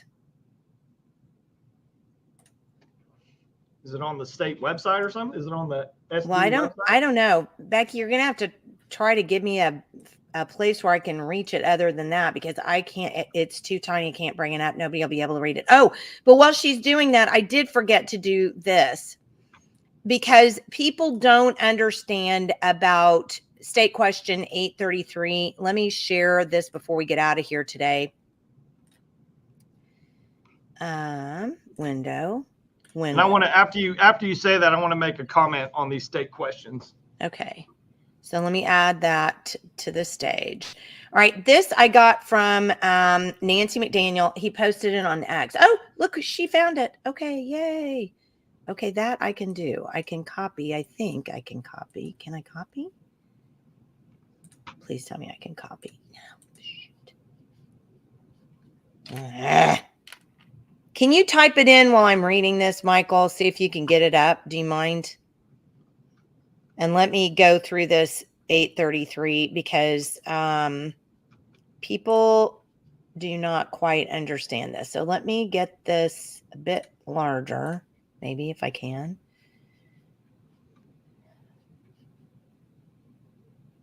Why can I not find this? Hello? Okay, I don't seem to be able to make it larger right now. Oh, there it is. Okay, golly, hello. All right, so this is just something that was sent to me by a lady I know, and I think it's really great information. So this is rejecting Oklahoma SQ 833, and I can maybe put it up on the website so that people can see it better. But what 833 does is it produces public infrastructure districts, giving developers significant control over infrastructure financing at taxpayers' expense. Here's why voters should say no to SQ 833. PIDs burden taxpayer with long-term costs because it shifts infrastructure costs onto property owners. Those special property taxes like that can last for decades, even after developers have profited and moved on. Developers influence local politics by shifting power to special interests. So similar to tax increment finding districts, PIDs give developers leverage over local governance. This opens the door to political favoritism, where developers can game the system to gain tax advantages and special treatment. There's a loss of transparency and oversight through complex bureaucracy. PIDs add layers of government bureaucracy with minimal public input, making oversight difficult. The lack of clear rules for dissolving PIDs and vague governance structures risk unchecked developer control. Number 4, lessons in increased corruption from failed TIF districts. So true. TIFs have already shown how developers can influence local elections and bend policies to suit their interests. PIDs will likely worsen this, embedding special interests deeper into local government. It's a threat to simple, accountable government by erosion of the free market. PIDs bypass traditional free market practices, allowing government-backed financing that distorts genuine market demand and punishes developers who play by the rules. 6, legislators who voted no on PID legislation in the 2024 Oklahoma session. These legislators advocated for a simpler, transparent government structure that serves taxpayers, not special interests. And that was apparently Nathan Dahm, Dusty Deaver, Shane Jett, and Warren Hamilton voted against it. Tom Gann, Jim Olson voted against it. So you can tell that the grassroots people were not for this at all. So the people that were for it are probably going to make some money from it. So please, please do not vote yes on 833. Vote no. It will absolutely not help the little guy at all. It preserves a fairer, simpler government structure that works for taxpayers, not special interests. So thank you, Nancy, for giving that out so that I could use it. And voting no on SQ 833 keeps taxpayers from carrying the financial weight of risky, developer-driven districts and supports transparent free market governance. So there you go. I think that was really good. Did you find that online somewhere? Yeah, I'm sending it to you because I can't really read it on my screen, but it's a letter that he sent to VP Harris. Okay. So I'm going to send it to you in just a second. Can you summarize it? Well, it's 2 pages long. Okay. We may want to post it, but the screen that I have it on, I can't read on that screen. It's kind of messed up. Okay. But I'll send it to you in just a second. But what I wanted to say is, you know, when we had Brian Shellam on, you know, and they're going to go to the Supreme Court to override the state ruling here in the state. I mean, ultimately, when we look at all these state questions and all this stuff and our state constitution, does it even really matter if we're completely subservient to the federal government? If you wanted to, if you could just take whatever your state issue is that is 100% correct in our state according to our constitution, but if there's a difference at the federal level, I mean, does it really matter what our state constitution say if we're just subservient? And you bring up an excellent question, because for years, you know, there's this kind of a states' rights committee. They changed the name of it, but that was originally what it was for, was to be a kind of a states' rights committee. That our legislators, so many of them, will throw out the 10th Amendment and they'll use it for things that, for ways to get things that they want, but they never stop to think about the people that are the taxpayers here in Oklahoma. And it was when I became mayor, I was so angry because basically what our attorney told us was, you can do what you want, in your city and town so long as it follows state rules. So whatever the state has put out for laws, we have to follow those state laws. The state follows the federal government laws. So now we've just got to trickle down from the federal government of everything that we don't want, that we don't agree with as Republicans, essentially. And it's plopping down, rolling down like poop down a hill for you to stand in. And it's completely wrong. It's absolutely wrong. Why even have a city and town if all you're going to do is be able to create a noise ordinance or tell restaurants whether they can or cannot have alcohol? I mean, that's basically the bottom line. We can't change anything in our cities and towns that if it's outside of the law that's already been written. Now think on that. Yeah. I bogus just sent you an email. Is that? You just sent me an email? I sent you an email with the link to that. And while you were saying, I was reading through this.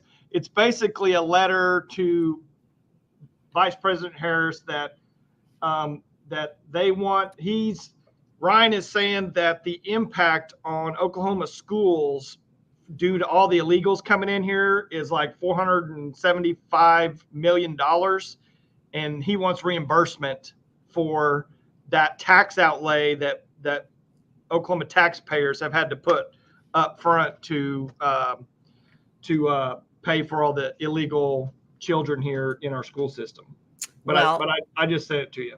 Yeah, I looked at it. I can't make it get any bigger. So yeah, I can't. I thought the U.S. Constitution was supposed to be states' rights.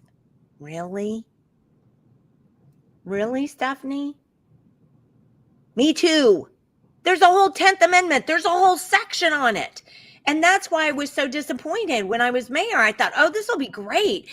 And especially during COVID, I was thinking, oh, well, we'll just do whatever we want. But then the governor said you had to do this. And so our attorney said, well, the governor said this, we have to do this. And I'm like, no, we're not doing that. I mean, I don't know.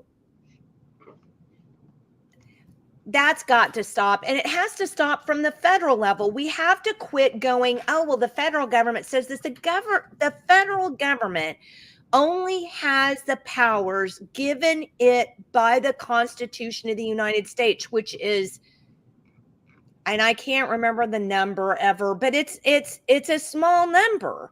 And yet we fall down constantly. And what was it David Bullard said? I need to pull that up. I bet I can pull that up. You know what I'm going to do? I liked it so much. I'm going to pull up that video clip.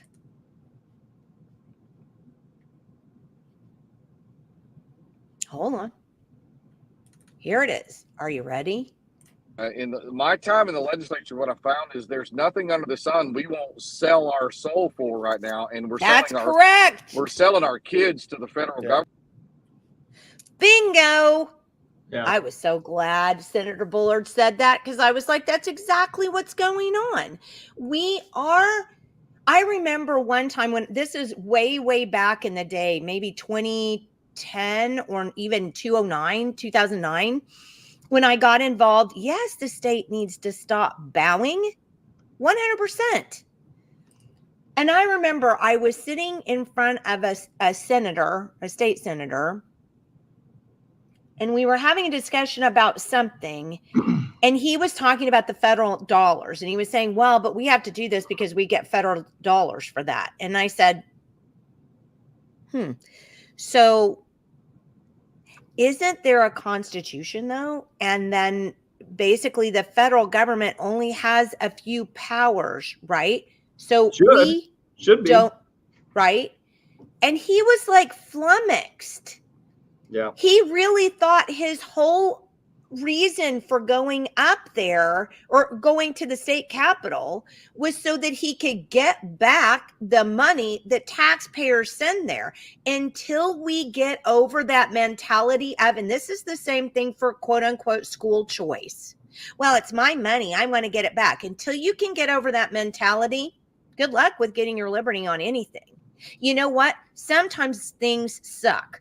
And sometimes you just have to put up with crap you don't want to put up with. And one of them is you send your money and you don't get it back. Do you know what? I send my money. I don't send my money. They freaking take it from me by force. And if I don't give it to them, they're going to put me in jail and leave me there. And if I don't pay my property taxes, they're going to come take my house away from me.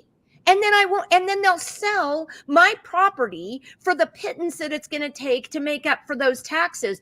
All of that is flat wrong. It's authoritarian. It's communistic. It's 100% wrong. And yet we say, well, but we do it. What are we going to do? We do it.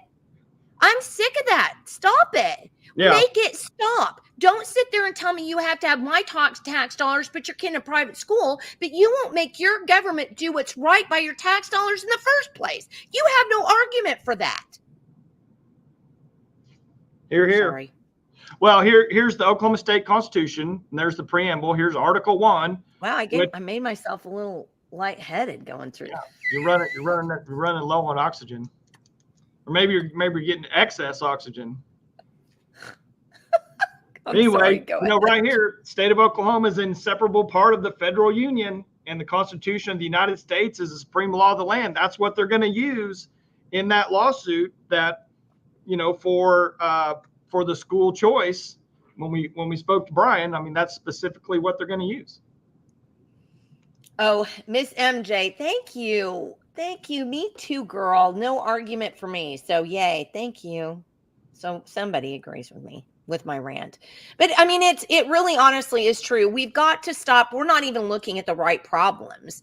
We look at totally the wrong problems. I mean, isn't that what all this politics is about? Isn't that, they want us looking at Kamala. They want us looking at Trump. So we're not looking at all this other stuff. They want us looking at these issues that they want to put out in front of us constantly through the news, through social media, all this. I mean, that's just the classic bait and switch. I mean, that's just how it is.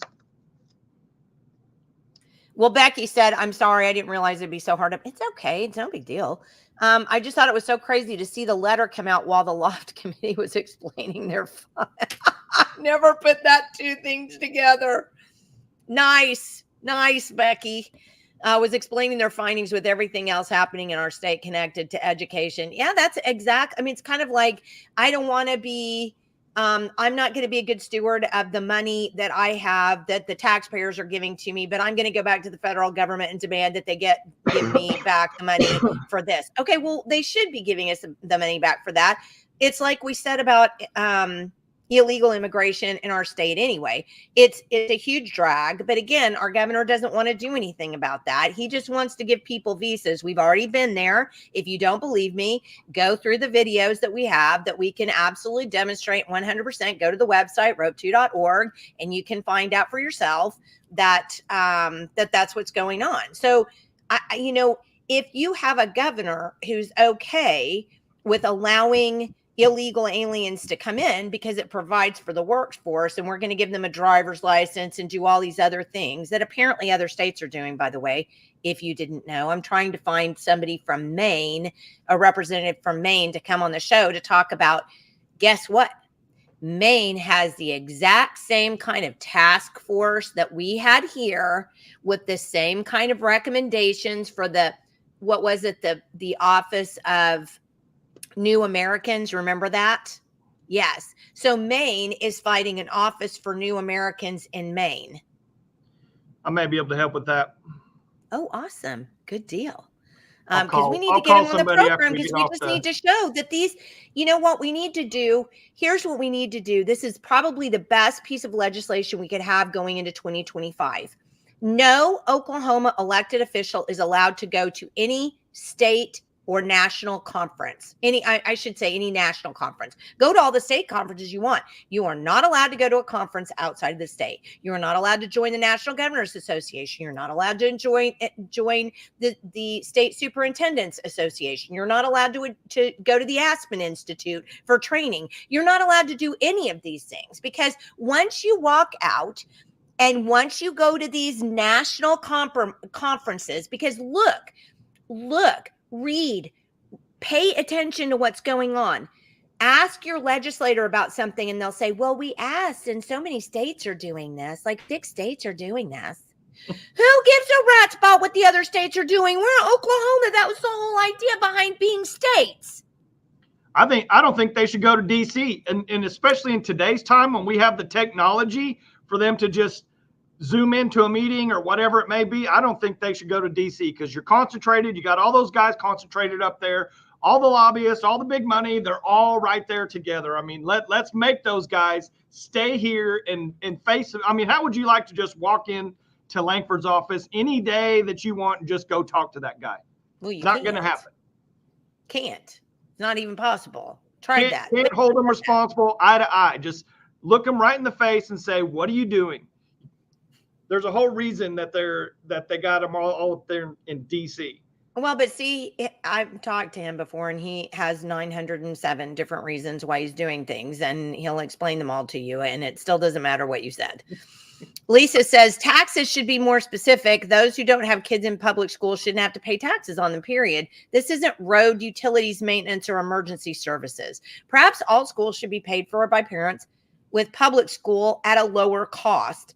I've made that argument numerous times because you don't respect what you pay for. Yeah.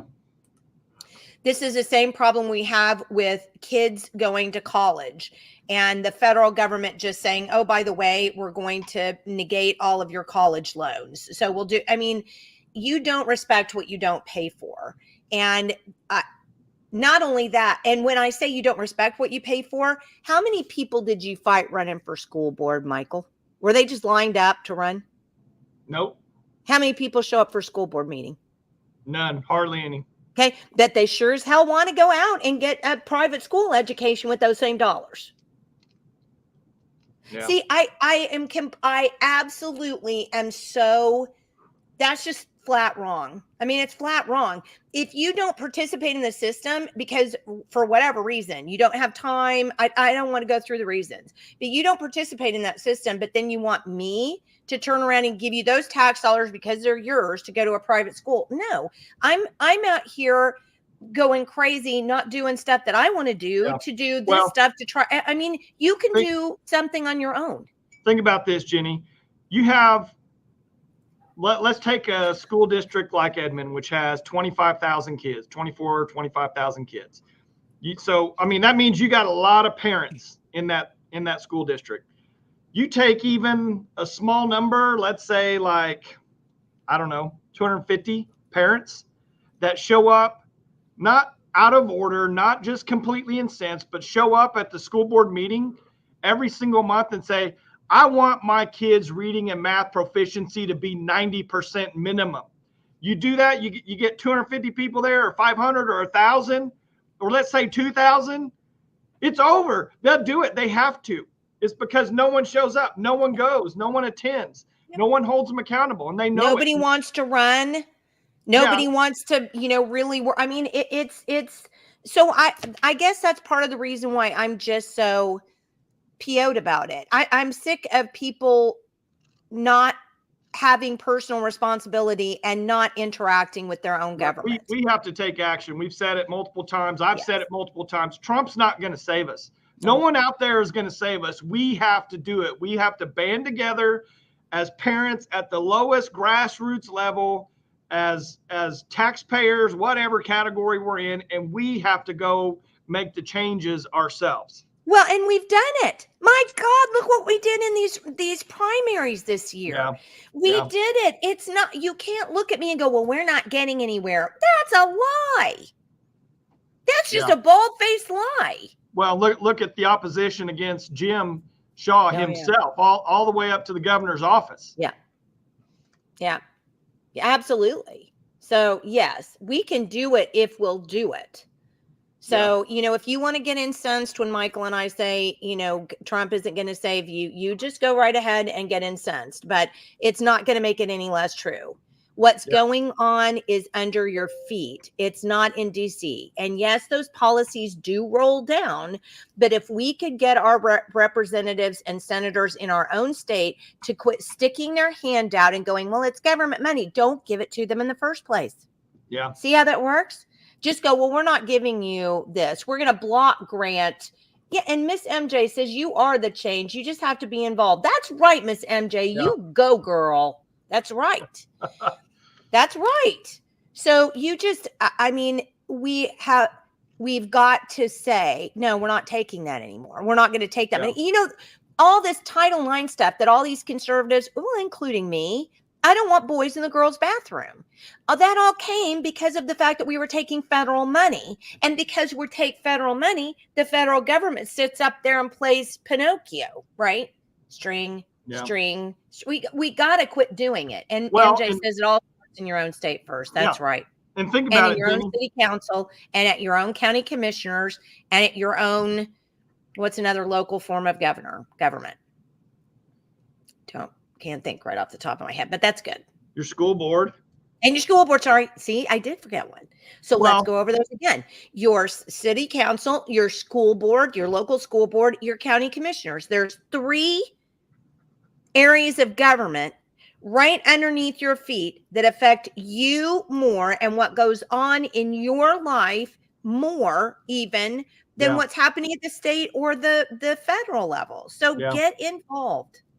Well, and just, to take a page from the other side's playbook, who's been the loudest people? Whether they're right or wrong, the left has been insanely loud, over the decades. That's why they have all these crazy policies and all these things in place, because they do take action. We don't take action. Right. We go to church, we say, oh, everything's going to be good. Praise Jesus, this, that, and we don't take any action. They take action. They're loud and they take action. Yeah. No, you're 100% right about that. Well, we are almost at 2 hours, so we probably need to stop. But I will say this, on Friday, you are going to want to show up here live. Get your friends. We got a nice audience again today. So thank you guys for tuning in. We really do appreciate it.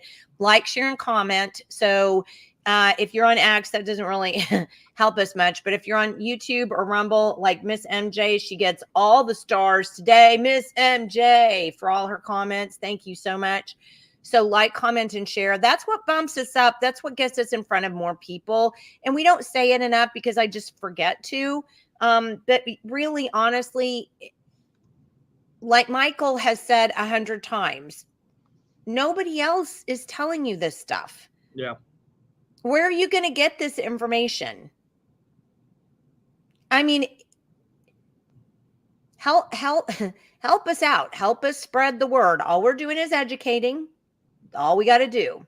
An educated populace can take over the world.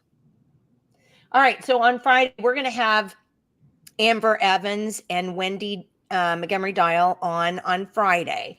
And they're going to talk about what you might see on election day that might make you go, things that make, remember that old 90s song, things that make you go, So you, I love that song, actually. That's one of my favorites.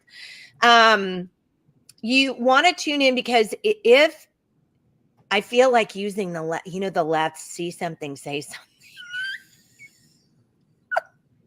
I hate to do that. See something, say something.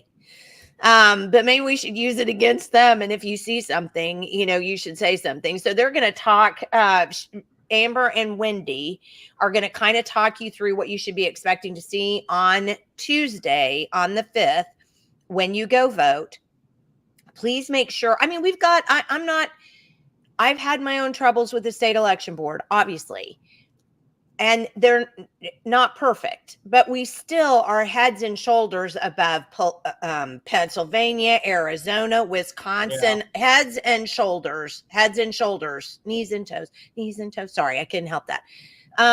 So, I mean, we're there, but we still need to be watchful. There are still some issues that we got to get, lined out. So be with us on Friday at 9 a.m. Yes, they're great. Stephanie, you are right. And don't forget, January Lisa said, we love you guys. That's one of my favorites. It's one of my favorite comments today. We're loved, Michael, by Lisa. There's children listening, or there's kids listening. So you need to make sure you don't get out of, you don't say something that you shouldn't say in front of kids, Jenny. Oh, what did I say? Nothing. I'm just saying for future reference, when you get going on one of your rants, you may start cussing or going a little crazy. I did say the H word, so hopefully that'll be forgiven. But my daughter watches with me. Well, and Lisa's daughter is almost an adult. So, and thank you so much. And Miss MJ says, I'm actually working and learning at the same time. So anyone can get educated on this stuff if they really want change. It's fine. So, and Sarah says, thank you for the voting resources. So here's what I'll do. I will get off of here and then I will download the video so that we've got it so that you can get to it. And I will, so go to rope2.org, our blog, and I will list all of those voter resources that we went through in this particular live. And I'll list all of those in the blog. And then if you don't want people to have to go through 2 hours of us yakking about elections, then that's fine. Just have them go to the blog and then they'll have those, they can just click on the links and find that information for themselves. So remember, rope2.org. Reagan, Lisa's daughter says, don't worry, the kid's 20. That's great. Oh, love the clips you share too. Good. Okay, good. Stephanie, thank you. And when you share those, that's why that's why I do it. And they're not easy to do. They're very time consuming. So if you will share them, then that keeps people from, going, I don't want to watch a whole 2-hour video. And you can at least get them at maybe even that section of the video, that we're trying to get out. So thank you so much for that, Stephanie. Yes, because it does help the algorithms. Okay. So anything for you, Michael, before we pop off? That's it. Take action, personal responsibility. As always, it's up to us. Yeah. And learn and don't. Yeah. Think for yourself. Do not comply. I'm right there. All right. Okay, guys, we'll see you on Friday morning at 9 a.m. Thanks so much for tuning in and have a great day. And keep praying for rain. We're so excited, and pray for those firemen because we've had so many fires. Yeah. So pray for firemen and property and for rain, and then we'll be good and we'll see you on Friday. Thanks for tuning in. Bye-bye.